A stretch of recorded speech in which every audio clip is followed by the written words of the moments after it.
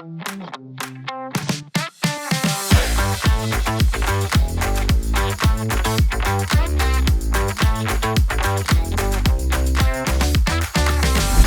everybody. I'm Andrew Kuykendall. And I'm Don McCulley with Medical Captive Underwriters. And this stuff is complicated. It really is. That shirt's complicated. It really isn't. It's ALO, Animal Liberation Orchestra. Dan Leibovitz, one of my favorite guitar players, by the way, massively underrated. We saw him a couple of months ago in Portland, Oregon. And listening to that set and listening to the jams, it was really cool because, as we talked about last season, the lasers and the light shows, they played a great song off the Roses and Clover album called All Alone. And immediately I started thinking about medical stop-loss insurance because that is single-state disease management. How do we find a way to get rid of lasers and get the most effective treatment for the members? Not lasers? Not lasers, sorry. Okay. No sharks either. Okay. But it really is one of the difficult aspects that we face and that consultants face in dealing with their clients is how do we take these largest known risks, these very high dollar claims, and treat them at the most effective manner at the least cost, but still get the highest possible outcome for the patient. Well, what we've been doing since 2016 is finding things when they show up because what we were doing in 2016, as they showed up, as you would and I would find somebody who would treat them.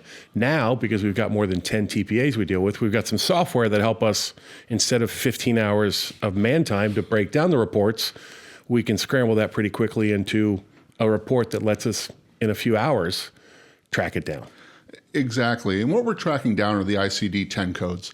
There are some very significant costs associated with things like end-stage renal, chemotherapies, immunotherapy concerns, and items of that have very distinct ICD-10 codes that we can then look at our marketplace solutions based upon the ICD code and help our consultants with recommendations on who they might want to consider. Yeah. And that's really the value of being in a captive platform from my perspective is for your individual plan sponsor or you as a consultant, you may only see this 2 or 3 or 5 times a year. We may very well already have 10 or 12 of these instances in our book, and we are helping people find those solutions. Oh, when Stelara was tops on everyone's claims list, we were working with our friends at Optimed, and I remember being on a call with an employer, and we got about 30 minutes into the call, respecting everyone's PHI and HIPAA rights, and one of the people on the phone call goes, "It's me. I'm on Stelara." And we did a really good job of managing that process, but at the end of the day, we can solve these problems and not violate anybody's rights under HIPAA or PHI if it's handled properly. Absolutely. And Stelara is a fantastic example of this because of the specialty pharmacy. There are some great solutions out there. You mentioned Optimed. We have had great success with them and a few others. Other areas where we've had great success is with end-stage renal disease. One of the things that I am absolutely shouting from the rafters these days is get people out of the hospital. If you are getting chemotherapy and infusions, don't do it inpatient. Home healthcare delivery of those is providing better results at a lower cost. And the uptake of those solution vendors, which were very hard to implement 5 or 6 years ago, are becoming much easier.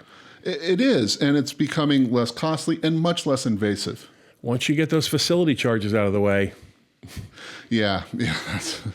Facilities and pharmacy are the biggest drivers of medical inflation that we're seeing over the last several years, as a matter of fact. And medical inflation has been significant because we've seen a certain concentration of hospitals drive 70% of the spend over the last few years.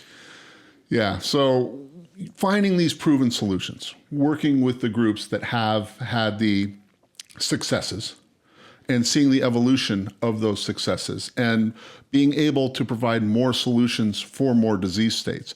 That's something that's been very encouraging. It is tough to walk up to somebody and say, hey, good news, your $1 million laser is only going to cost you $800,000 this year. But that's still $200,000. And yes, for the overwhelming majority of plan sponsors, that's another FTE that they can add. And remember, 5% of claimants are driving 80% of the spend. So we're still talking about that very small population that's driving these very high cost charges. Mm-hmm. So when you do find yourself in a position where a laser is presented, it's always a good idea to talk about what are those solutions, what market leading solutions are available, how you can find that out, who has had success historically. Well, and also take into consideration a laser is 30% cheaper than paying it inside your stop loss because there's overhead charges, right? You have to pay state premium taxes on that claim absorbed by the stop loss premium. If you carve it out, which is why we think it's the most efficient way to pay a claim, is a laser. Absolutely. So now that you have this laser in front of you and you have to decide, can we find an outside solution or something that's going to help us save money in this instance? It's very important that you understand the enrollment process into each of these solutions. In some instances, specialty pharmacy, it's as simple as knowing what the drug is and the dosage. There are people that will walk you through it, help you with delivery, and ultimately prepare that solution for you, cut and dried. It's almost a template on some of these. When you get into some of the very creative ones, especially transferring somebody to home-based fusion therapies, there's going to be a learning curve. There's going to be interactivity between HR and the member. You mentioned HIPAA earlier. This is very important because it is not a HIPAA violation to introduce somebody into a known therapy in a different setting. It's also not a violation of the PPO contract the way we do it too, because we take them outside the standard ASO, TPA, or PPO environment. When considering single state disease management, remember these three things. First and foremost, what is the disease state? Get your ICD codes, get the information about claim costs and frequency. Secondly, find those proven solutions. Talk to your friends, talk to your captive managers, talk to other consultants, find out who is doing the right job to cover the needs of your population. And most importantly, work with that provider, understanding the enrollment process, know exactly what needs to be done to get that member the care they deserve. And we are many things in this world, but we are not attorneys. As you are looking through your consultancy, figure out who is having success here. Ask other people where they're finding these solutions. We are very happy to share if you would like to reach out to us. But these are things that you can do to lower costs and drive patient satisfaction. These are incredibly important. Lasers are a very difficult topic to bring to an employer group. Not something you normally throw into the recruiting and retention argument. No, not at all. And nobody wants to think about having to write a huge check and then trying to figure out how they're going to save money on $1 million line item. And it's hard to save money when you're choosing adverse selection if you allow too many of these high-cost claimants onto your pool.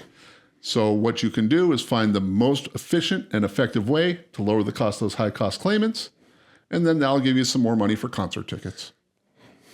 Thanks, everybody. Andrew Kuykendall. And I'm Don McCulley. Thanks for watching. This stuff is complicated. If you like it, share it with a friend.